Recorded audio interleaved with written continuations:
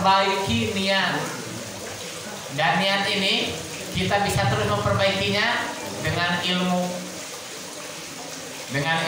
Dengan ilmu kita bisa terus melatih diri kita untuk memperbaiki niat kita. Makanya itulah yang membuat para sahabat unggul dibanding kita.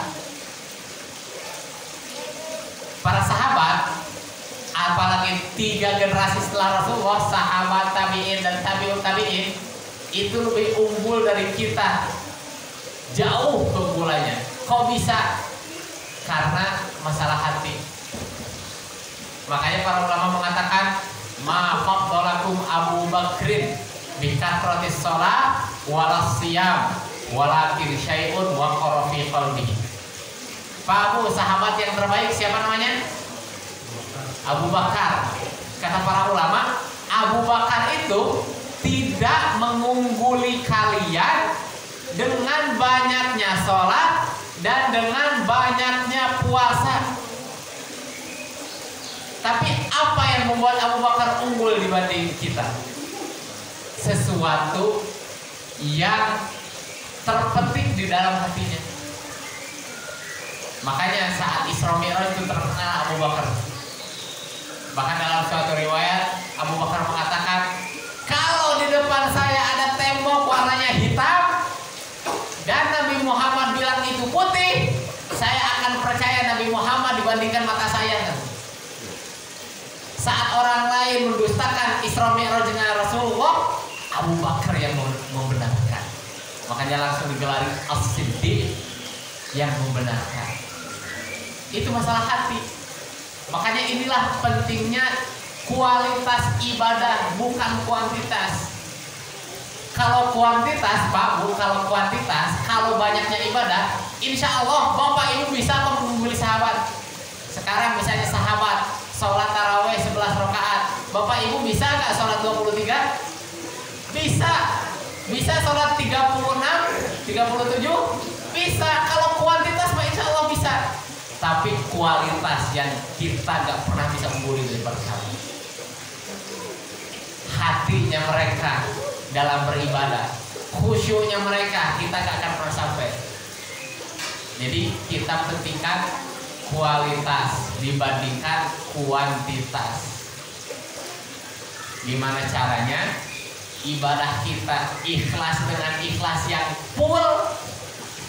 Baru setelahnya kecocokan dengan Rasulullah. Jadi 2 ya syarat diterima amal. Kalau bahasa Arabnya ikhlas wa mutaba'ah. Ikhlas itu hati kita hanya berharap pahala kepada Allah. Dan kedua, baru harus secocok mungkin dengan Rasulullah, sesama mungkin dengan Rasulullah. Gimana sih kita bisa tahu ibadah kita udah sama belum kayak Rasulullah? Ya ini, ikut kajian ini. Rasulullah SAW bersabda, man shoma Ramadan, barang siapa yang puasa Ramadan. Di hadis kedua, man qoma Ramadan, barang siapa yang sholat malam di bulan Ramadan. Hadis ketiga, man qoma Lailatul Qadri, barang siapa yang sholat di Lailatul Qadar. Akhirnya sama, imanan wahtisaban, dengan iman dan mengharap pahala. Ghufira lahu ma taqaddama min dzambihi, maka dia akan diampuni seluruh dosanya yang telah lalu. Man shoma Ramadan, siapa yang puasa Ramadan. Terus man qoma Ramadan, siapa yang sholat di bulan Ramadan. Kemudian man qoma Lailatul Qadri, kemudian siapa yang sholat Lailatul Qadar. Tapi ada syaratnya, imanan wahtisaban, dengan iman dan mengharap pahala. Nah, iman dan mengharap pahala itu kan bukan fisik, bukan zahir, tapi hati. Saumnya mah fisik, sholatnya mah fisik, tapi imanan wahtisabannya itulah masalah hati. Kemudian di sabda Rasulullah yang lain, Rasulullah SAW bersabda, la tasubbu ashabi, janganlah kalian mencela para sahabatku. Wallahi lau anna li ahadikum mithla uhudin dhahaban fa anfaqahu fi sabilillah, demi Allah, kalaulah di antara kalian punya sebesar gunung Uhud harta, sebesar gunung Uhud. Bapak-bapak, ibu-ibu mah kalau yang udah haji, udah umroh tahu gunung Uhud itu sebesar apa.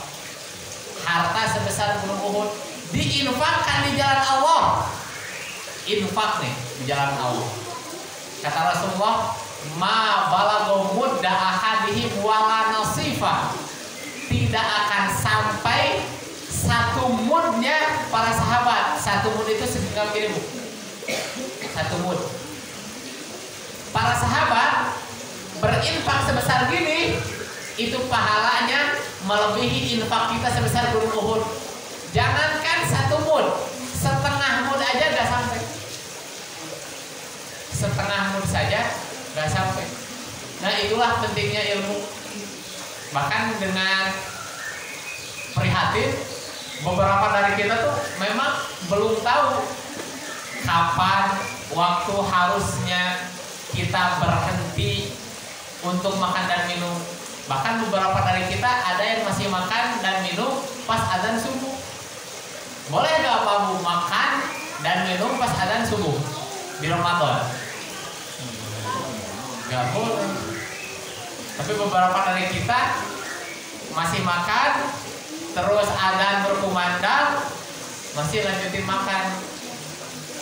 Padahal kata Imam Nawawi itu ulama besar di mazhab Syafi'i.